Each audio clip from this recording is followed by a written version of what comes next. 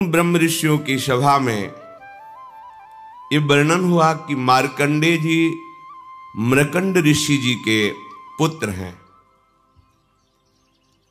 बाल्यावस्था से ही इनके पिता ने इनको अखंड ब्रह्मचर्य और निरंतर मंत्राकार वृत्ति करते हुए तप की शिक्षा दी। मार्कंडेय जी को मृकंड ऋषि ने जब से सुधि संभाली तो ब्रह्मचर्य का उपदेश किया, जितेंद्रियता का, मंत्राकार वृत्ति करते हुए घोर तपस्या का। पिता के बताए हुए साधन में मार्कंडेय जी विधि पूर्वक तपस्या, शास्त्रों का स्वाध्याय और आजीवन अखंड ब्रह्मचर्य का व्रत लिया।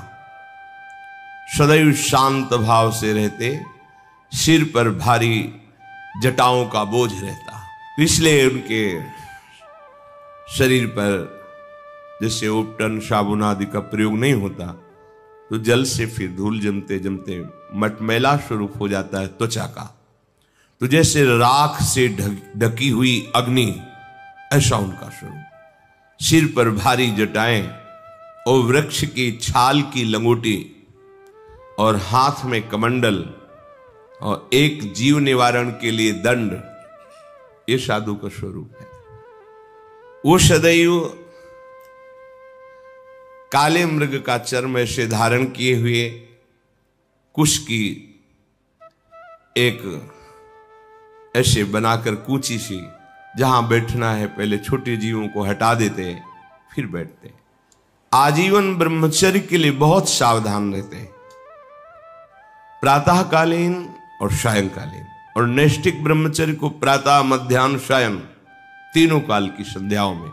तो वो तीनों काल की संध्या करते हैं, गुरु वंदना और मानसिक प्रभु का पूजन और निरंतर स्वरूप चिंतन कि मैं वही परब्रह्म परमात्मा हूं, ऐसी आराधना करते।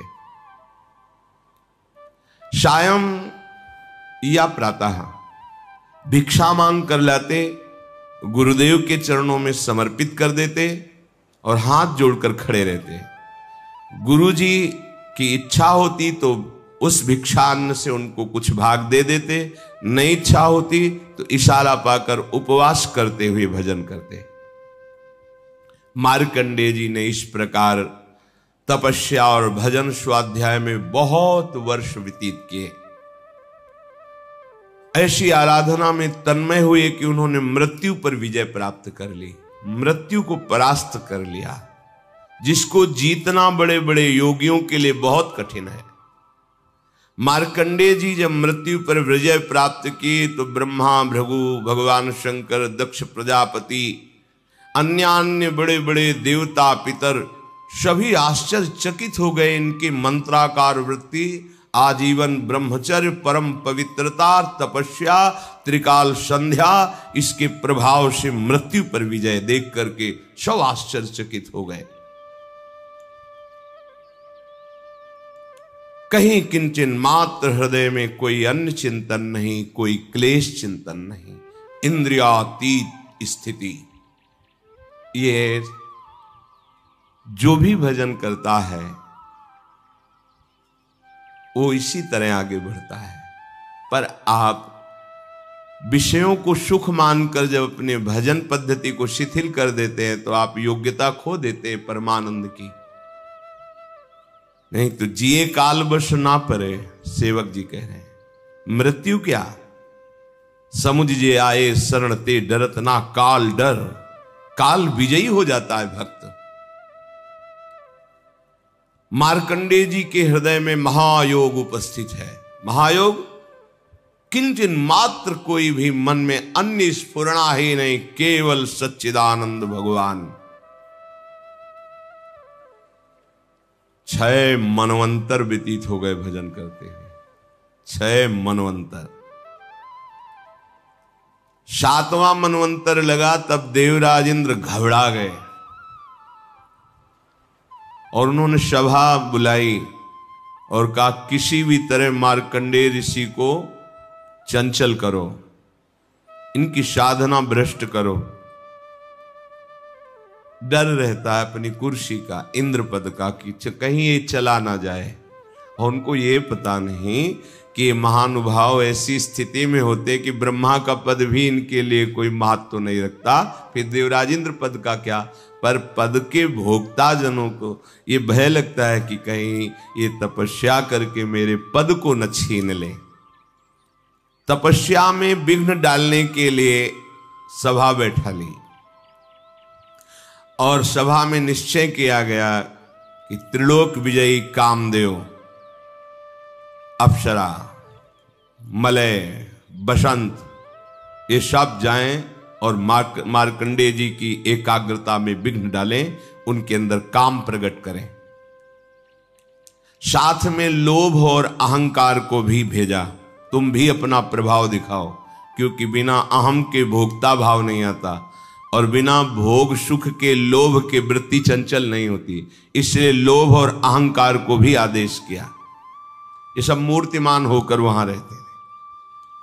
उनकी आज्ञा के अनुसार जहां मार्कंडेय जी भजन कर रहे थे, गए हिमालय के उत्तर की ओर है, पुष्पभद्रा नामक नदी के तट पर, वहां एक चित्रा नाम की विशाल शिला है, उसी में मार्कंडेय जी वास करते थे।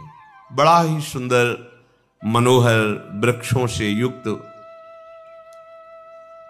वृक्षों के झुरमुट में स्थान स्थान पर पुण्यात्मा अन्य ऋषिगण भी निवास करते थे। मृदु पवित्र निर्मल जलाशयों से भरा हुआ, कहीं मतवाले भौरे गुंजार कर रहे हैं, कहीं कोकिला पंचम स्वर में कूक रही है, कहीं मतवाले मोर पंख फैलाकर नृत्य कर रहे हैं, कहीं मतवाले पक्षियों का झुंड कलरव कर रहा है। ऐसे परम पवित्र शांत मार्कंडेय मुनि के आश्रम में इंद्र के द्वारा भेजे हुए पहले वायुदेव ने अपना प्रभाव दिखाया। पुष्पों का सौरभ लेकर मंद मंद वायु, सुगंधित वायु, उन्माद प्रकट करने वाली आश्रम में चली। शीतल झरनों की नन्ही नन्ही फुइयां और पुष्पों का सुंदर पराग और सौरभ लेकर पहले वायु ने अपना प्रभाव दिखाया। वो वायु कामदेव को उत्तेजित करने वाली थी। अब कामदेव के सखा बसंत ने अपना प्रभाव प्रारंभ किया। संपूर्ण सुहावना मौसम, संध्या का समय था। भगवान चंद्रदेव उदित होकर के अपनी शीतल किरणों का विस्तार कर रहे थे। शास्त्र शास्त्र लताएं वृक्षों का आलिंगन की हुई धरती पर झुक रही थी। नई नई कोपलें, सुंदर सुंदर रसीले फल, फूलों के गुच्छे ऐसे शोभायमान हो रहे थे। बसंत का साम्राज्य संपूर्ण वन को बहुत ही सुंदर कर दिया। अब कामदेव ने प्रवेश किया। उनके साथ विशेष गायन के द्वारा मोहित करने वाले गंधर्व और ऐसा ताल से संगीत बजाने वाले जिससे उन्मत्तता चढ़ जाए, और स्वर्गीय अप्सराएं, और उनके बीच में 5 बाण संधान करने वाला कामदेव, हाथों में पुष्पों का धनुष और 5 बाण।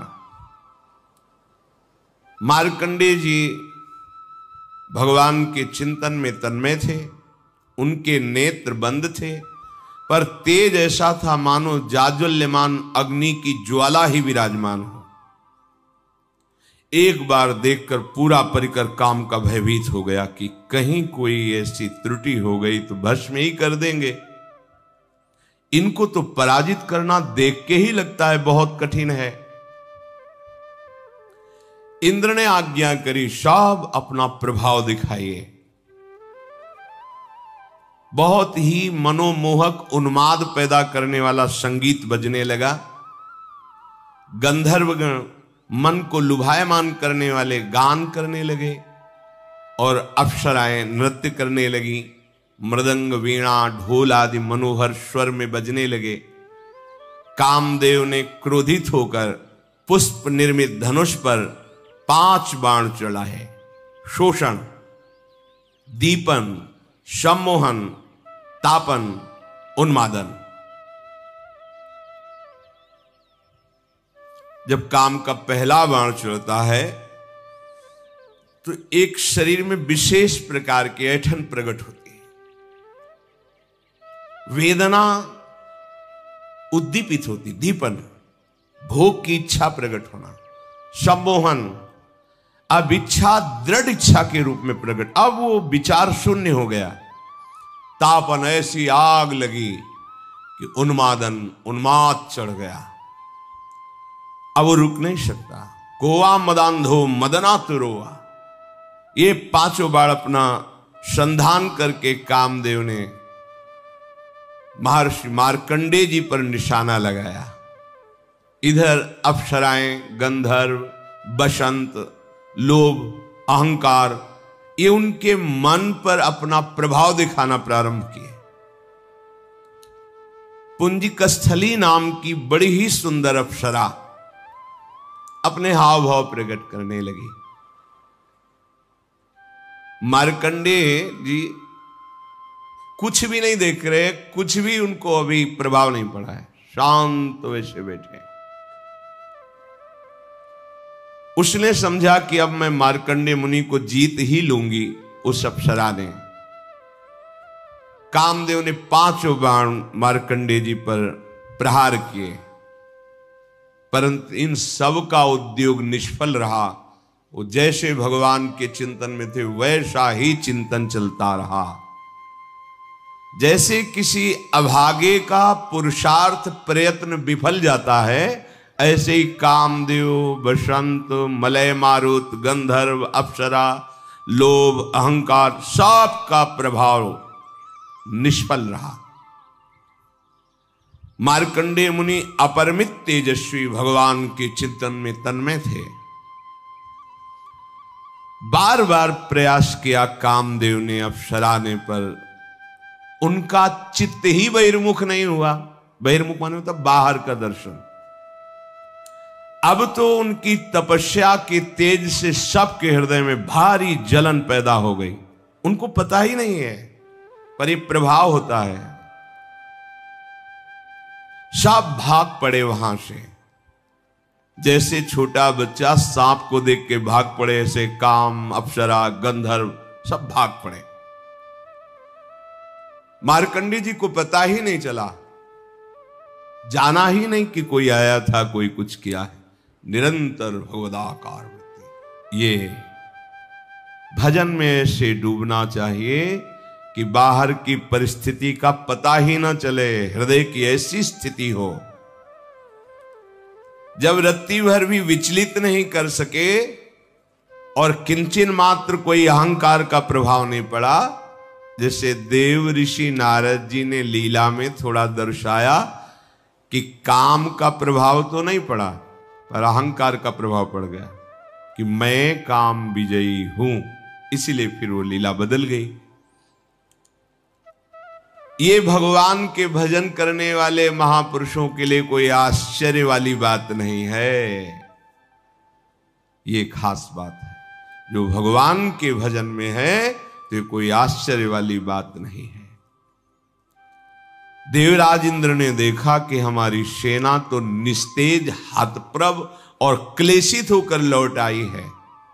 बड़े प्रभावशाली मार्कंडेय जी हैं, उन्हें बड़ा आश्चर्य हुआ और उन्होंने मन ही मन मार्कंडेय जी को प्रणाम किया और क्षमा मांगा।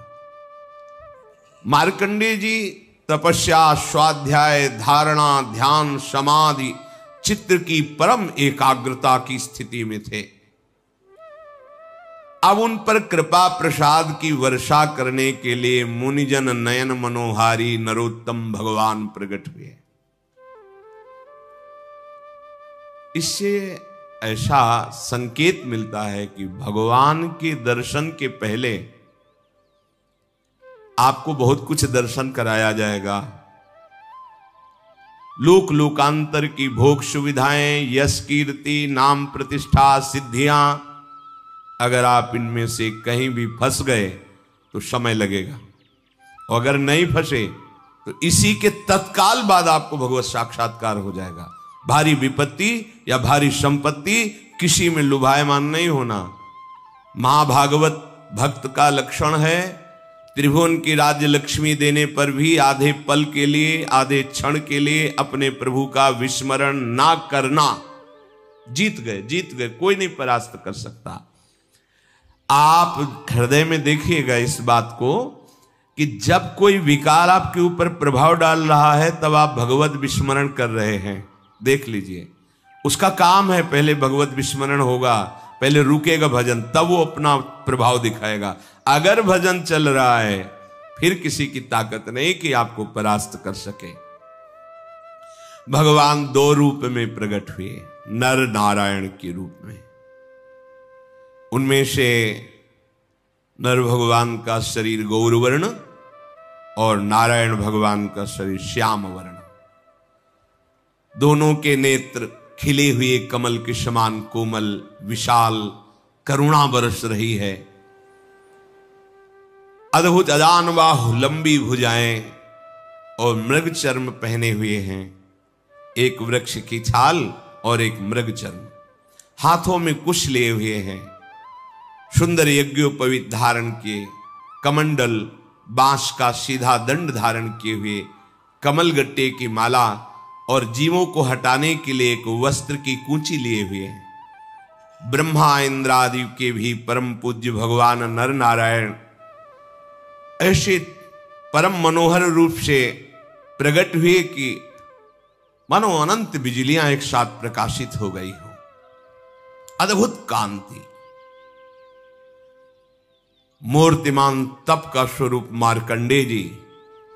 तो भगवान ने कहा, प्रिय सम्मान्य ब्रह्मर्षि शिरोमणे, तुम चित्त की एकाग्रता और तितिक्षा, कष्ट सहने की सामर्थ्य को और संयम और मेरी अनन्य भक्ति को प्राप्त करके तुम सिद्ध हो गए हो।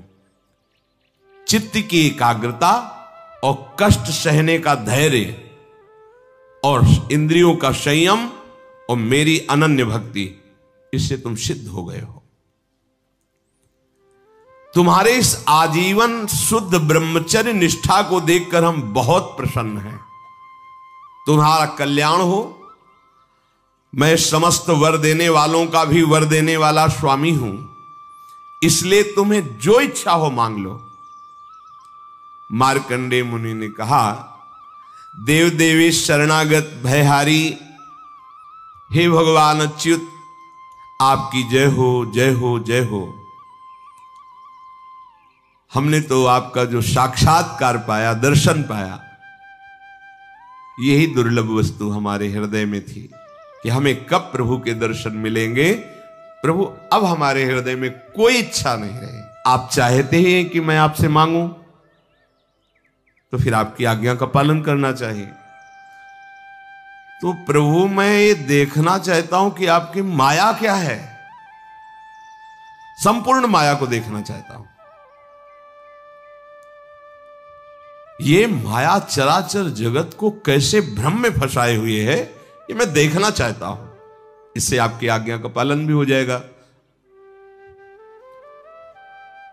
मार्कंडेय जी ने जब ऐसा कहा तो भगवान हंस पड़े, क्योंकि जब कोई मिला है तो यही मांगा है कि कभी माया अब हमें फंसाए ना, हमारे सामने ना आवे। और मार्कंडेय जी कह रहे, मैं देखना चाहता हूं क्या है आपकी माया, क्योंकि बचपन से भजन में लगे हैं, माया का कोई प्रभाव ही नहीं। तो क्या है आपकी माया, मैं देखना चाहता हूं। भगवान हंसते हुए कहा, ठीक है, ठीक है, ऐसा ही होगा, तुम देख पाओगे मेरी माया को। इसके बाद भगवान अंतर्धान हो गए। मार्कंडेय जी अपने आश्रम में रहकर इस बात का चिंतन कर रहे हैं कि भगवान कह रहे थे माया दिखाएंगे, अभी तक तो दिखाया नहीं। मार्कंडेय जी की जिधर दृष्टि जाती, चाहे सूर्य में, चंद्रमा में, अग्नि में, जल में, पृथ्वी में, वायु में, आकाश में या अंतःकरण में, अब उनको सब जगह भगवान ही भगवान दिखाई देते हैं। जित देखूं तित श्याममयी। तो माया कैसे दिखाई दे? ऐसे हृदय में कहीं माया प्रवेश करती? कभी कभी उनकी प्रेम ऐसी दशा हो जाती है, शुभ प्रवाह करते हुए जोर जोर से भगवान को पुकारते, इतना प्रेम में डूब जाते कि अब आगे की दिनचर्या क्या है होश ही नहीं, क्या करना है कैसे करना है कुछ सुधी नहीं। पर एक बात अंदर बनी रहती कि भगवान से कहा था माया दिखा दो, कह रहे थे कि ठीक है ऐसा ही हो, अंतर्धान हो गए। एक दिन की बात है कि वो पुष्पभद्रा नदी के तट पर आसन पर बैठे हुए भगवान का चिंतन कर रहे थे।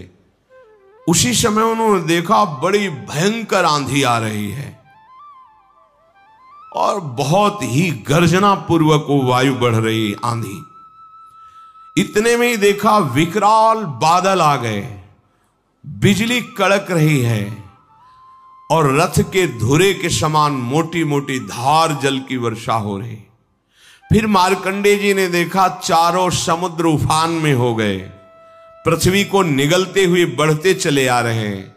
आंधी के वेग से समुद्र में बड़ी बड़ी तरंगे, बड़े भयंकर भंवर और ऐसी जल की भयंकर ध्वनि की कान फाड़े डाल रही, और विशाल विशाल बड़े बड़े मगरमच्छ मुंह खोले उस जल पे ऐसे। उस समय बाहर भीतर चारों ओर जल ही जल हो गया, पूरी सृष्टि जल में डूब गई।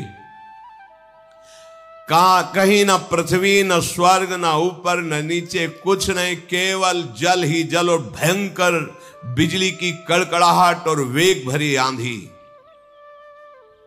मार्कंडेय जी घबरा गए।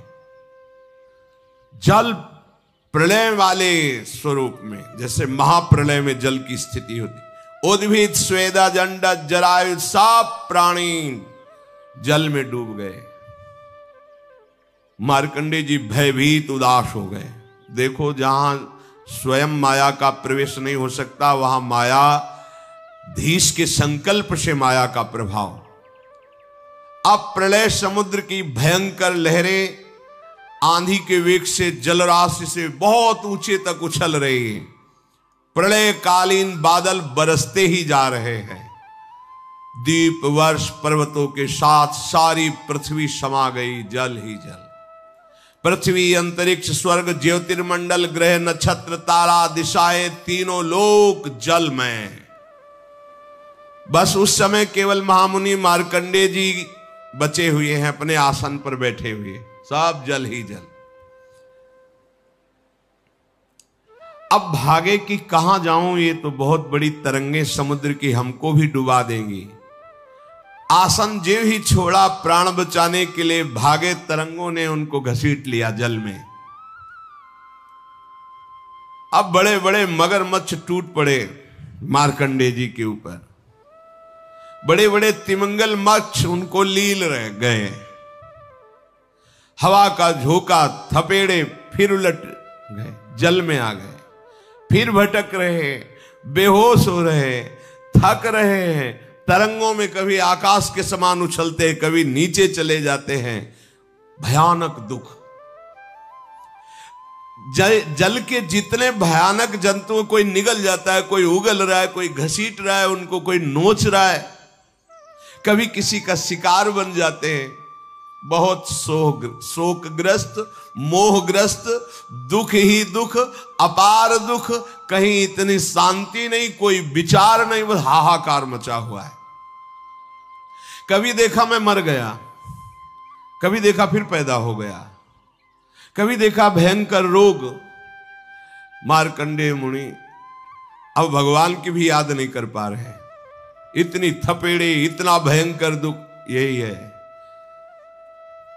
भटकते भटकते जलराशि में सैकड़ों, हजारों नहीं, लाखों करोड़ों वर्ष व्यतीत हो गए।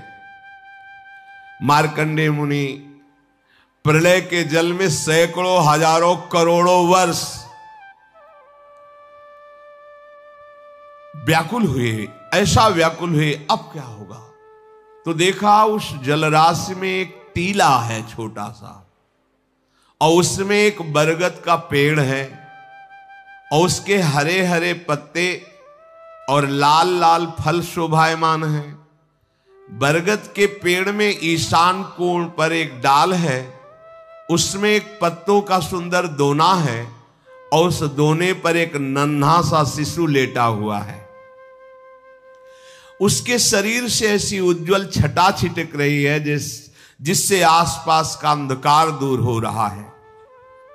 उस शिशु के मरकत मणि के समान श्यामला शरीर, बड़ा सुंदर मुखारविंद, सौंदर्य फूट पड़ रहा है। गर्दन शंख के समान उतार चढ़ाव वाली चौड़ी छाती, सुंदर नाक, मनोहर भौहें, काली घुंघराली अलकें और श्वास लेने पर हिलती हुई अलकें। कानों में सुंदर कुंडल, ओंठों की बड़ी ही सुंदर कांति, और वो बालक देखकर मुस्कुरा रहा है। करारविंदेन पदारविंदम मुखारविंदे विनिवेशयंतम वटस्य पत्रस्य पुटे शयानम बालम मुकुंदम मनसा स्मरामि। भगवान बाल मुकुंद देखकर मार्कंडेय जी के घबराहट को मुस्कुरा रहे हैं, और इस मुस्कुराहट से बड़ा सुख मिला मार्कंडेय जी को। बड़ी गंभीर नाभि, छोटा सा पेट, एक पीपल के पत्ते की तरह चिकना, श्वास लेने पर बल पड़ जाता है पेट पर। नन्हे नन्हे सुंदर छोटे हाथ, छोटी छोटी अंगुलियां, और वो प्रभु अपने कर कमल से, दोनों कर कमल से दाहिने चरण कमल को पकड़ के उसका अंगूठा मुख में डाल के चूस रहे हैं। बाल गोविंद करारविंदेन पदारविंदम मुखारविंदे विनिवेशयंतम। मार्कंडेय मुनि ये दर्शन पाकर, जो अभी तक प्रलय की थपेड़ों में, जल के जंतुओं में क्लेश पा रहे थे, थोड़ा शांति मिली, थोड़ी थकावट मिटी, आनंद हुआ, हृदय प्रसन्नता की तरफ बढ़ा। अब मन में सोचने लगे कि ये बालक इतनी प्रलयकालीन जलराशि में बट वृक्ष के पत्ते के दोने में कैसे विराजमान है। तो सोचा चलो तैर कर इसके समीप चलते हैं, इससे कुछ पूछते हैं। तो अभी समीप पहुंच ही नहीं पाए थे कि शिशु ने ऐसा श्वास लिया कि मार्कंडेय जी उनके श्वास के साथ पेट में चले गए। जैसे अपने लोग लंबी सांस लें, कोई मच्छर आ जाए तो फिर सीधे ही चला जाएगा, ऐसे ही मार्कंडेय जी अंदर चले गए पेट में। और पेट में जाके देखा तो फिर वही आश्रम, उसी आसन पे बैठे, फिर वही प्रलय की जल राशि, वही वर्षा पेट के अंदर। अब विचित्र दृश्य देखकर आश्चर्यचकित हो गए। वो विचार नहीं कर पा रहे कि बाहर वाला दृश्य और अंदर वाला दृश्य क्या है। वही अंतरिक्ष, ज्योतिर्मंडल, पर्वत, समुद्र, द्वीप, वर्ष, दिशाएं, देवता, दैत्य, वन, देश, नदियां, नगर, खाने, ये सब का सब भगवान के उदर में देखा। मैया को भी दिखाया था। लालजू महाराज से कहते, दाऊ दादा ने कहता ने मिट्टी खाई, मुख खोल, छड़ी लगे, खोल मुख। मैंने नहीं खाई। वो खोल तो सोच रहे काहे को मुंह खोले, मैया डर जाएगी। दिखा, अनंत ब्रह्मांड भगवान के। कहां तक कहें, संपूर्ण विश्व अंदर पेट में परम सत्य दिखाई दे रहा है मार्कंडेय जी को। फिर दिखाई दिया कि हिमालय पर्वत, पुष्पभद्रा नदी तट पर आश्रम, वहां ऋषि, और वहां मैं भी बैठा हूं। वो सोच रहे कि सत्य क्या है, बाहर वाला आश्रम, प्रलय की जलराशि, या अंदर, ये सब ऐसा सोच ही रहे थे कि फिर श्वास बाहर छोड़ी तो फिर उसी प्रलय वाले जल में बाहर आ गए। फिर वही बड़े बड़े मगरमच्छ उनको बाहर से देखा तो फिर वही वृक्ष टीले पर दिखाई दे रहा है, और उस बालक की मंद मुस्कान, प्रेम भरी चितवन। मार्कंडेय जी इंद्रियातीत भगवान की इस मायामय वैभव को देखकर बहुत घबरा रहे। सोचा अब इस बालक को ही हृदय से ऐसे पकड़ लेंगे, क्योंकि इसके दर्शन से सुख मिलता है। तो मुझे ये जो भय प्राप्त हो रहा है हट जाएगा।